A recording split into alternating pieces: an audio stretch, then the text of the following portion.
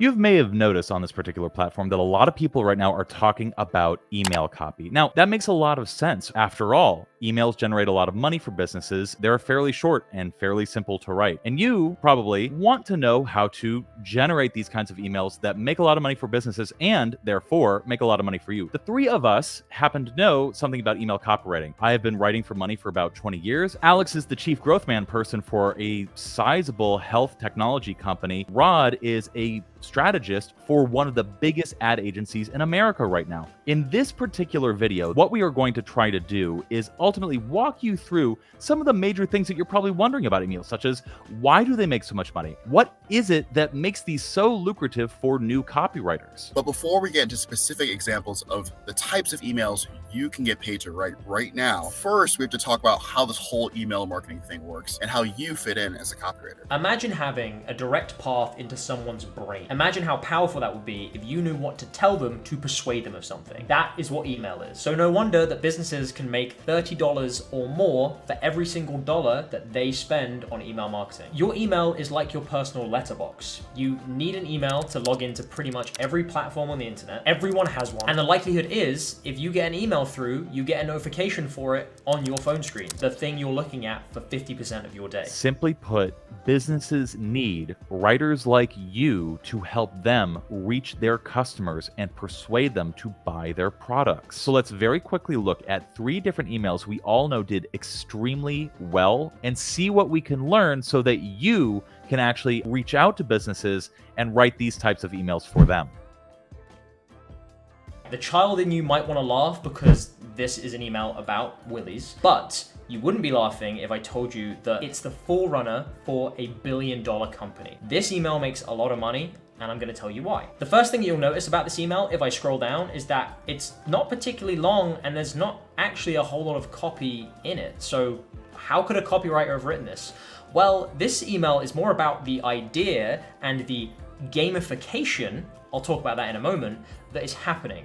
That is why this email makes so much money, and that's why if you can come up with emails like this, chances are you're going to make a lot of money from it too. This email is being sent from a business who wants you to buy erectile dysfunction medication. You get this email by going to sign up for the service on their website, but deciding not to follow through with it. You don't end up buying the medicine. Instead, you simply type in your name and your email, but you never get to the point of purchase. That means this company has your email, but they don't yet have your money. That's quite a powerful position to be in, because that means they can send you as many emails as they want to. This email was sent in what we call an email sequence. That just means that they will send you one email after another, usually over the course of a few days, based on your behavior. So what does this company know about you already? Well, you've signed up to start the journey of buying erectile dysfunction medication, but you ended up not purchasing. That's what the company knows about you so far, and this is the second email they will send in that sequence. The first email is simply hey, do you want to finish your order? As you'll notice, this second email is a little more interesting. Instead of just telling you to finish your order and go and buy, they're changing up their message. Number one, it's implying that there is a better solution that's tailored just for you, which makes you want to give them the information so you find the right thing that's going to help your situation. Here you have 2 options.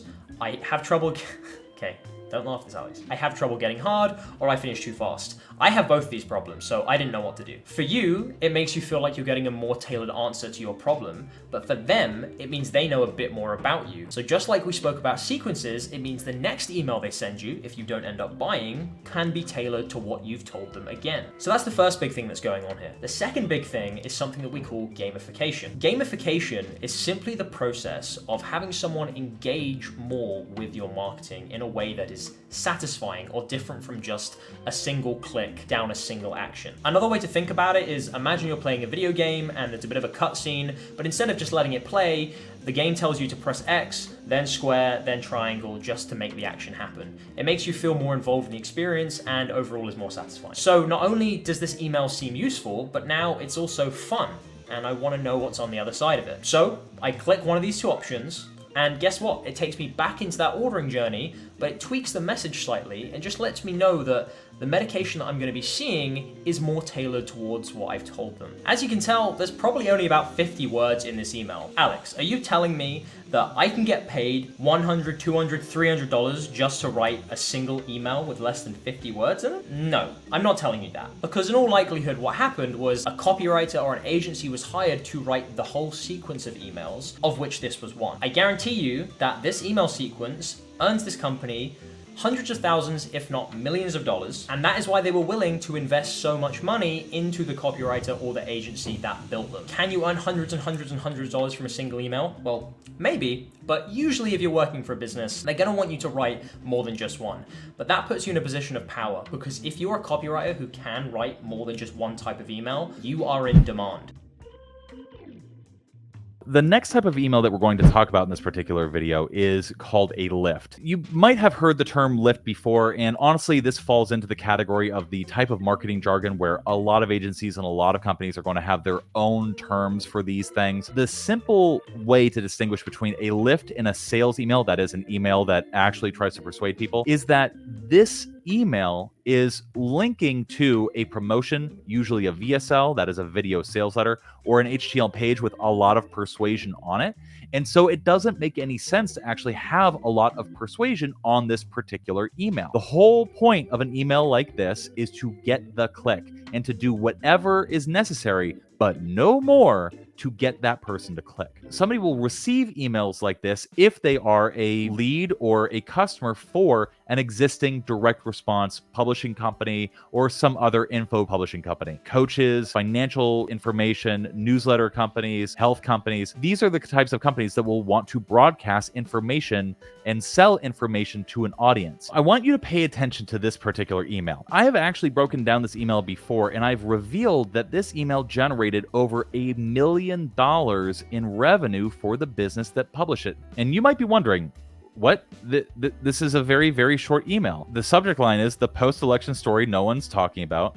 And the whole email text is, "Dear reader, there's one post-election story that has been nothing to do with Trump or Clinton." Guess when this email came out. But now that the election is over, every American citizen could get a once-in-a-lifetime chance to turn a single $50 bill into an incredible fortune. Click here to discover what the mainstream press has completely missed. Regards, Joe Schriefer, publisher, Agora Financial. This particular lift obeys the Dick formula. Disrupt, intrigue, click. And if you look at this email line by line, you will notice that the first line is a clear disruption. That is, it is simply trying to get attention. The next line in this particular email is a little bit of intrigue, and the final line is specifically asking for a click. The Dick framework you will typically see mainly in lift copy, not so much in sales emails or like the email that we saw Alex talk about. So don't go around thinking that the Dick framework applies to like landing pages, sales pages, or any other type of email. No, if you are not writing a lift, it doesn't make sense to use the Dick. I just noticed that this is a very penis-heavy email discussion. I was just thinking, that's 2 dicks. And then Rod. The important thing to notice about this particular email is that it is all about teasing information that is going to be fleshed out on the sales page. That is the whole purpose of writing emails this particular way.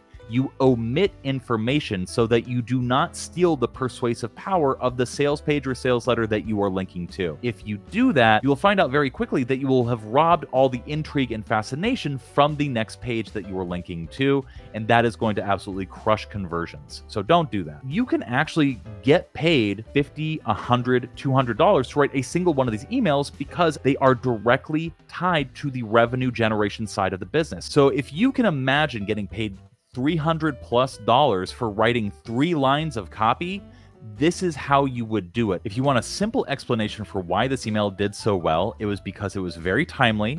For example, everybody had the election on their mind. And 2, it's very benefit driven and very intrigue driven.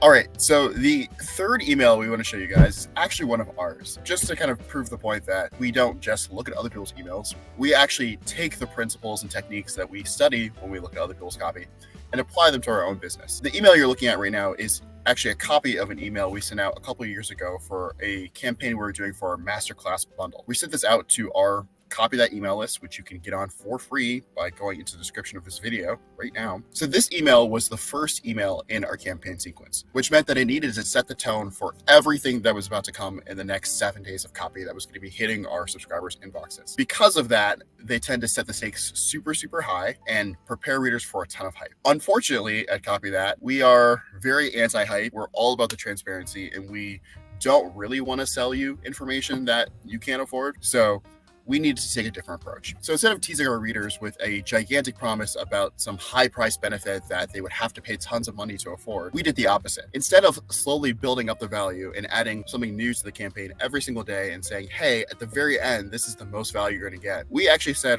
on day one of the campaign, this is the cheapest price of the email, and every day you wait to purchase, we're actually gonna add to the price. Unsurprisingly, people really, really liked this deal. Before I get into exactly how well this email did, I want to quickly walk you through the structure of this email so you can understand exactly how it's functioning. The first thing we did was touch on something our readers already knew and we knew that they loved: our masterclasses. Basically spelling out how we spent a really long time putting together these masterclasses to help them get the edge they need to take their copywriting to the next level. At the time, a lot of people didn't want to sign up for a Patreon. They just wanted to purchase the masterclasses. But we were making so many masterclasses that if you were to buy each and every one of them individually, it'd end up being a hefty sum of money. So we ended up putting together this masterclass bundle and gave people a huge discount for buying them in bulk. Prior to this campaign, we had another campaign, and at the end of that campaign, I mentioned that we're going to raise the price of the bundle because we're adding so many masterclasses to it. So a couple months later, when we were running this campaign, I referenced that previous campaign and said that, like I had promised, it was time to raise the price. But before we did so, I wanted to give people one last chance to get in at the discounted price before the price went up permanently. Now, this is where the fun really started. Most people will just raise prices all at once. So say one day you have a $100 product, the next day you're gonna have a $200 product. We actually said, hey, we're actually going to slowly raise the price day by day until the final day where it will be the final price. What that let us do was every day we raised the price, I could send out an additional email teasing a new masterclass that we're adding to the bundle, giving me one more opportunity to speak to, hey, there's so much value in this bundle, join in before the price keeps going up. That also let us appeal to, hey, we actually don't want you to spend all of your money. We're trying to give you every opportunity to save as much money as you can on our products because we want you to get all of this value for the cheapest price possible. This email individually actually did really, really well for us. Its open rate was significantly higher than most of our emails, and we also got substantially more click-throughs than we typically expect. And while this email individually didn't make up most of the sales for the campaign, it did kick off a campaign that led to our first $10,000 month as a business. And so that's a huge win for us. The big takeaway from this email is that when it comes to sales email, knowing your audience is key. So if nothing else from this video, I want you to take away the simple fact that email is actually a very good place to start writing conversion-based copy simply because it's shorter, easier to study, and therefore easier to practice as well. We do actually have a video entirely about practicing copy that does culminate with me showing you exactly how you might write an email. And you can see that video by clicking on this video next.